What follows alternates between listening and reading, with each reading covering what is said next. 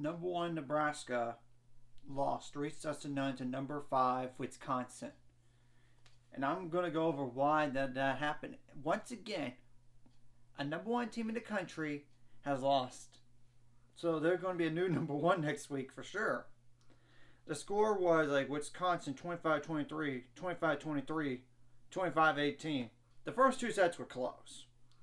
I'm going to digest on how come this happened. Wisconsin had 44 kills on 121 attempts with 19 errors.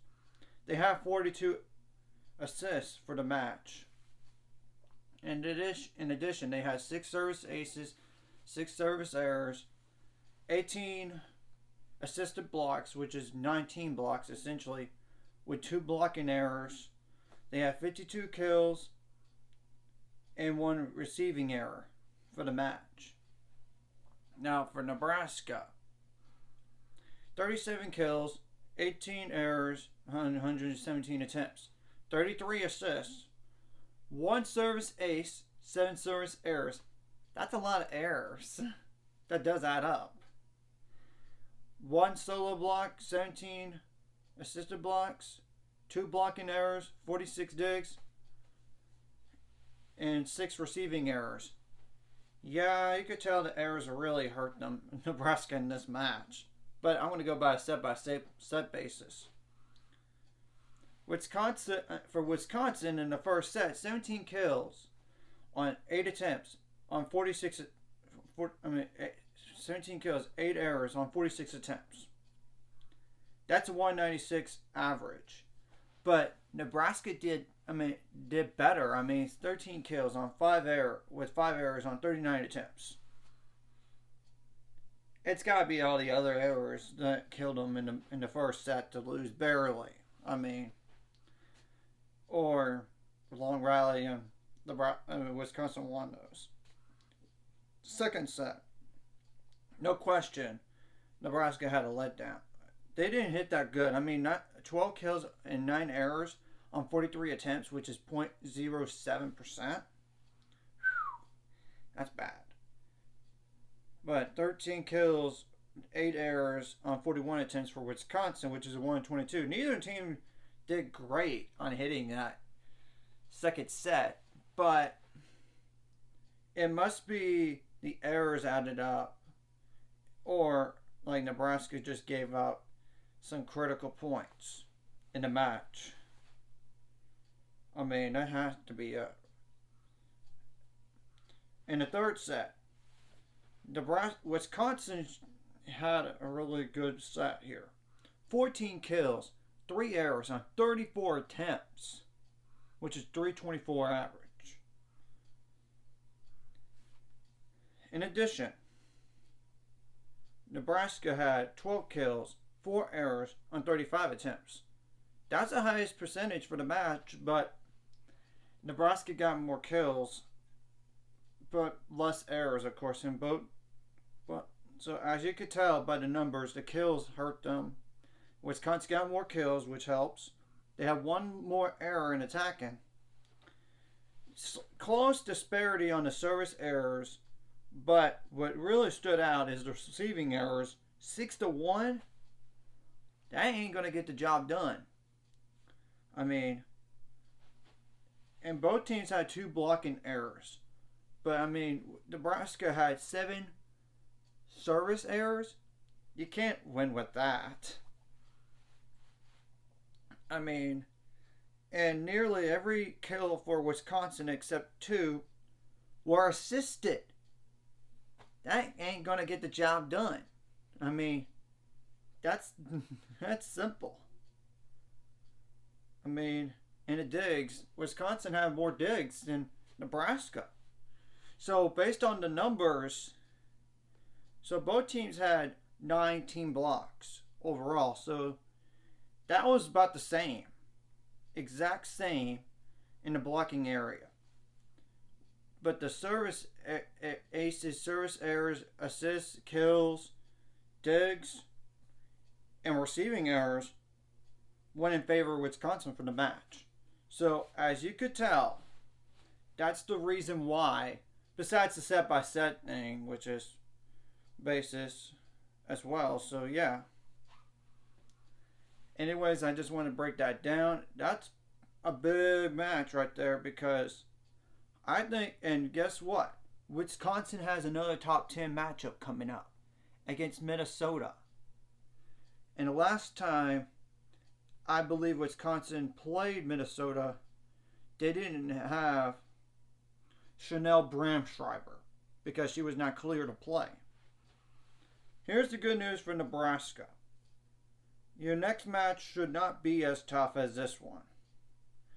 And I highly, highly doubt they're going to lose twice in a row.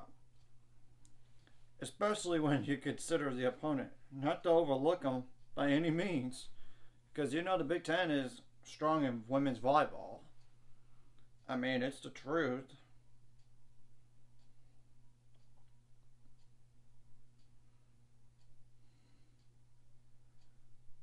And I'm going to go look at the schedule for both teams coming up. I'm in on the next match.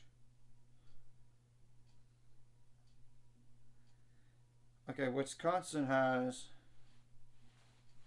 I know they got Minnesota, which is not. They're 16-3, 10-1 in conference, which is huge because Nebraska now has one conference loss themselves. Last time Wisconsin played Minnesota, they lost 3-0, but that was without Chanel Bramschreiber. Keep that in mind. I know she didn't play much in that match against Nebraska, but you know what I mean. It's one more player. I mean, Wisconsin is going to be. I mean, Minnesota versus Wisconsin at Wisconsin is going to be a tough match for both teams.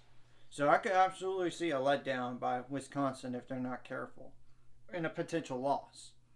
But I could also see a win because it's at home. I mean, but then they have to go on the road to Illinois, and they just knocked off a top 15 team last night. So you can't sleep on them, and even that's on the road. So you can't sleep on that. Then you got Indiana, Rutgers, Maryland. So really, after this next match and the Illinois match, it lightens up a little bit until Penn State November 19th. Then you have to have a rematch with Nebraska at Nebraska this time on November 25th. Then Ohio State. So really, after these next two, like the Minnesota one and the Illinois, I'm only considering Illinois because they beat a top 15 team recently. Then it's pretty much the last three matches of the year are tough. I mean, that's the truth.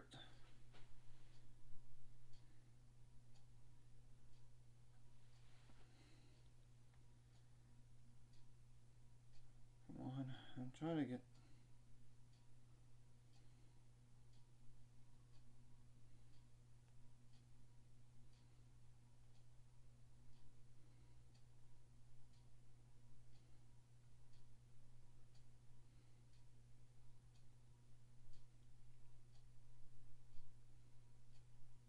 To get that that Nebraska schedule.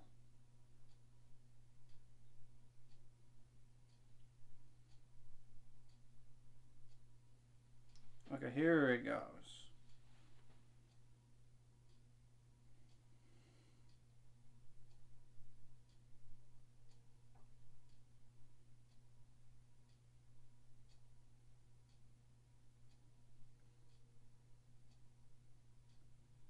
They got Maryland at home. They should bounce back. They got Indiana at home. They should bounce back. At Northwestern. That's on the road, but you should win that. Same goes for Iowa. So really, the next four, in theory, you shouldn't worry about. So you can't take them lightly.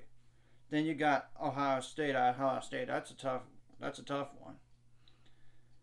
Because Ohio State is a good team, They're top 10. I mean, right now, yeah. And that's even on the road. And last time Ohio State barely lost to Nebraska, so that's a possible loss. Then Iowa again, but at Iowa.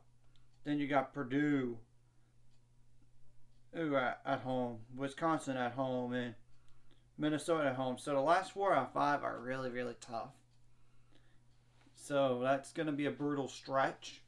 So I just want to go over their schedules respectively and going forward. So as you can tell, that closing of the year is not going to be any easier. It's going to be easy. I mean, not that easy for the last 3 or 5 matches, really, when you look at it. Got the schedule. Anyways, if you like this content, hit the like and subscribe button. See you guys later as we get to 400 subscribers or more by the end of this year.